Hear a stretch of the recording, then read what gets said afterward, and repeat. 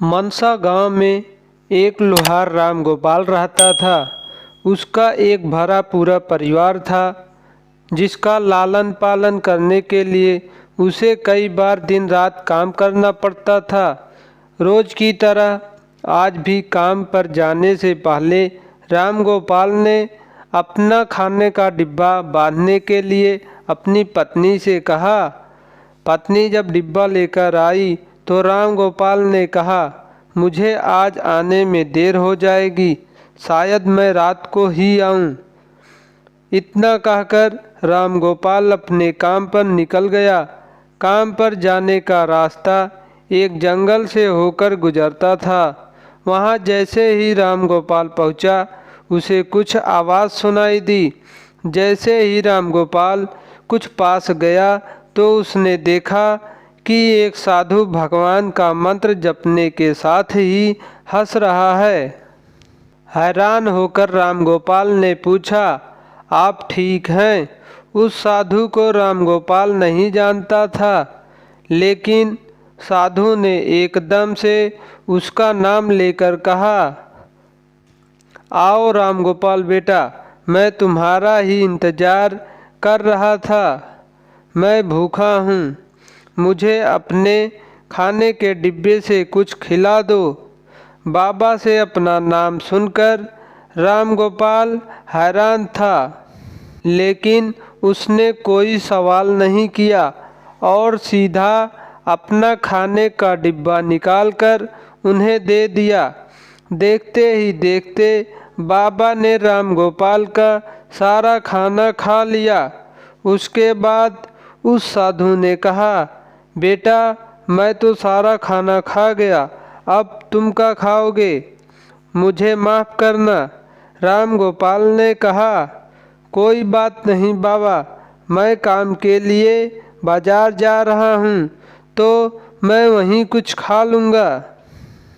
यह सुनकर उस साधु ने राम गोपाल को खूब आशीर्वाद दिया और भेंट के तौर पर एक हथौड़ा दे दिया। राम गोपाल ने कहा, आपका आशीर्वाद काफ़ी है, मैं इस हथौड़े का क्या करूँगा? इसे आप ही रखिए। साधु ने जवाब देते हुए कहा, बेटा, यह मामूली हथौड़ा नहीं है, यह जादुई हथौड़ा है जो मेरे गुरु ने मुझे दिया था और अब मैं तुझे दे रहा हूँ, क्योंकि तुम्हारा दिल साफ है। इसका इस्तेमाल अच्छे कामों के लिए ही करना और किसी दूसरे के हाथ में इसे कभी मत देना। इतना कहकर वह बाबा वहाँ से अदृश्य हो गए। राम गोपाल अपने हाथों में हथौड़ा लेकर बाजार काम करने के लिए चला गया। औजार बनाने से पहले उसके दिमाग में आया कि आज इसी हथौड़े से लोहा पीटता हूँ। जैसे ही उसने लोहे पर हथौड़े से चोट मारी, वो सीधा औजार बन गया। दूसरी चोट में लोहे के बर्तन बन गए। राम गोपाल समझ गया कि यह सही में जादुई हथौड़ा है। वो जो बनाने की सोच के साथ लोहे पर चोट मारता, लोहा सीधा वही बन जाता। जादुई हथौड़े की वजह से राम गोपाल का काम जल्दी खत्म हो गया और वो अपने साथ ही उस जादुई हथौड़े को घर ले गया। इसी तरह रोज राम गोपाल उस हथौड़े से जल्दी काम खत्म कर लेता और कई बार ज़्यादा बर्तन बनाकर उन्हें गांव के लोगों को भी बेच देता था। धीरे धीरे उसके घर के हालात पहले से कुछ ठीक होने लगे।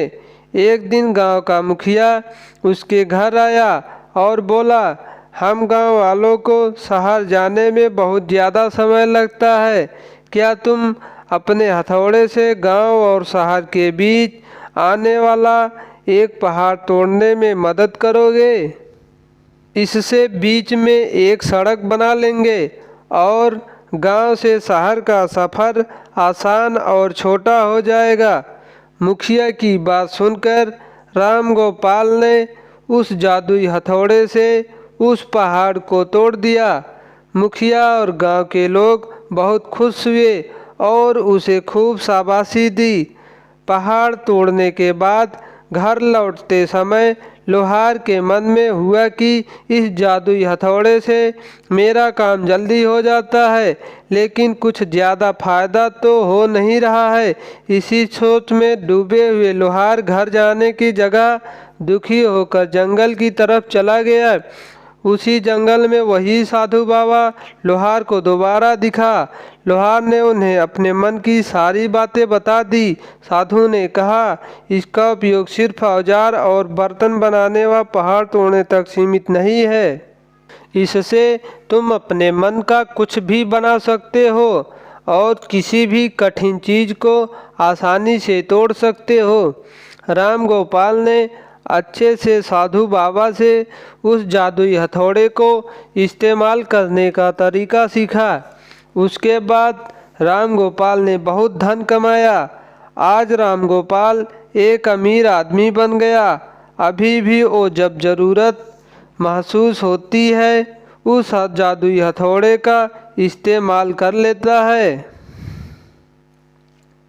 कहानी से सीख, चाहे कोई वस्तु हो या दिमाग, इनका इस्तेमाल पूरी तरह से करना चाहिए। साथ ही अपने पास मौजूद सामान का मोल समझना जरूरी है। व्यर्थ हताश होने से काम नहीं बनता है।